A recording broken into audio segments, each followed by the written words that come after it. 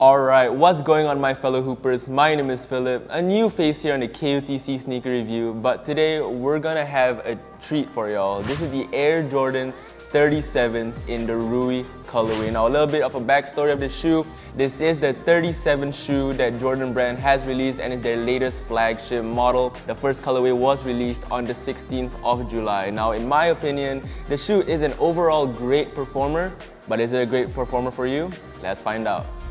Alright, before we actually get into the shoes themselves, let's take a look at the super premium box. Now it does come with a cardboard sleeve over the actual box, and the cardboard sleeves have cutouts of the iconic Jumpman logo. And if you see on top, you may not see at first glance, but it does say the number 23, which is Jordan's logo. And of course, the back of the box, it just says the typical Nike stuff you get on any shoe box. Now, once we unveil the actual box, now this is when stuff gets interesting here. It has a big 23 on the front and this kind of cracked glass pattern all across the box. Don't know if it picks up on camera.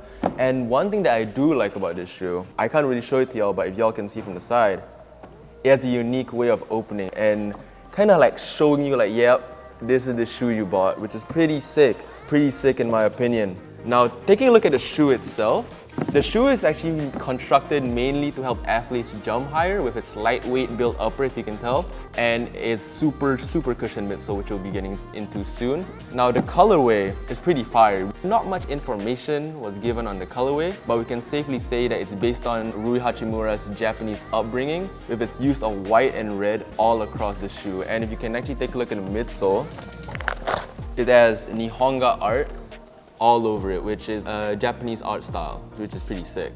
Another thing I like about the shoe is that it's super unique because every time you put on a different pair of socks, it actually changes the way the shoe looks, which is pretty cool. And I like the midsole here because it actually has this kind of cracked midsole looking thing, which is similar to the Jordan 3s, which is, I feel like it's a pretty neat touch. But let's take a look at the materials now. Now, the materials are pretty solid with kind of lino weave upper, which is actually what results in its lightweight breathability, and a lot of premium materials here, such as suede and this neoprene leather. So safe to say you won't be tearing these up anytime soon.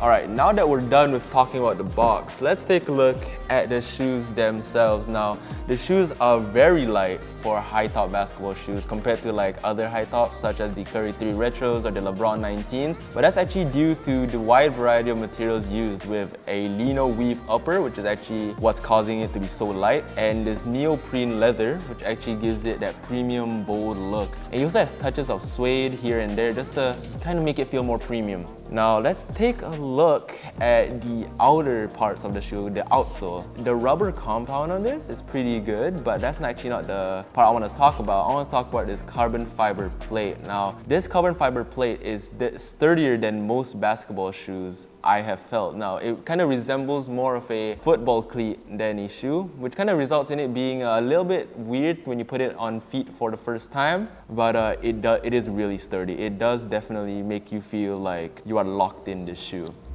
Alright, we've talked about the materials, we've talked about the box. Let's take a look at the cushioning system now that this shoe has. It's kind of a unique system because they are actually using Jordan brand's new rubber compound called the Formula 23. It's at the heel counter here, and as you can see, it is encaged in TPU, and in my opinion, it's exactly what a bouncy player needs. Now, the rubber compound results in a lot of energy return, and the TPU cage around it keeps it stable and makes sure that it actually keeps your foot intact. Now, can't really see it, but in the forefoot of the shoe, it does have a double stack zoom unit, which is actually means it's a zoom strobo unit across the shoe with another zoom air unit below it. In my opinion, it felt a little weird when I first put it on because it felt like I had bubbles in my shoe, but after using it a little bit, I can safely say that it does perform. It definitely does perform. Zoom has been proven to perform well, but the double stacked zoom, because the zoom air unit at the bottom actually makes it super bouncy, which I'm not a big fan of, but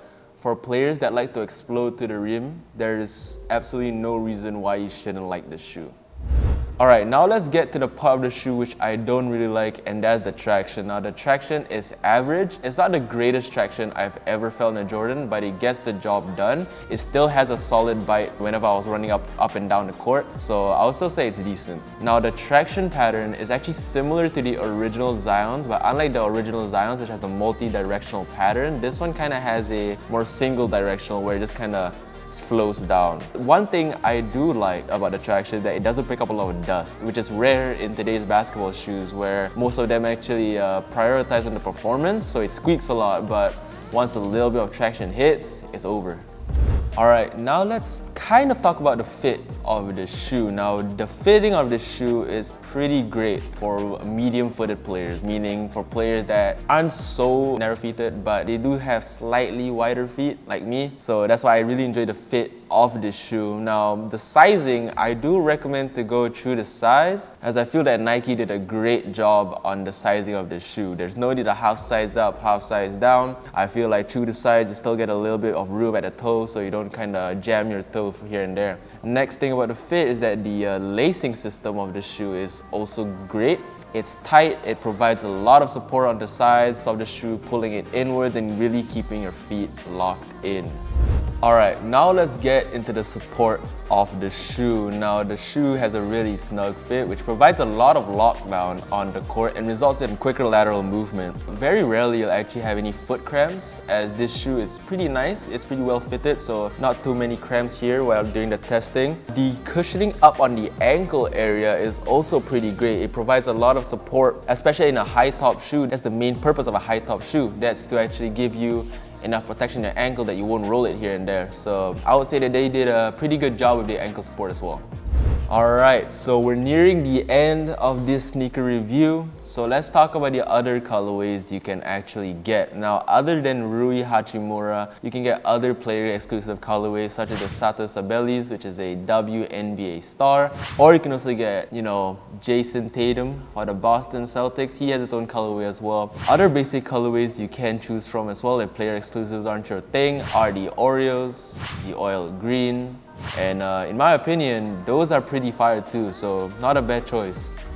Alright, that marks the end of the review on the Jordan 37 Ruiz. Thank you for watching this KOTC sneaker review. Do leave us a comment whether you enjoy watching me, or if there's anything else that you might want us to do, let us know what shoe you want us to review next. Do remember to like, share, subscribe. My name is Philip, and hopefully I'll see you in the next review. Peace.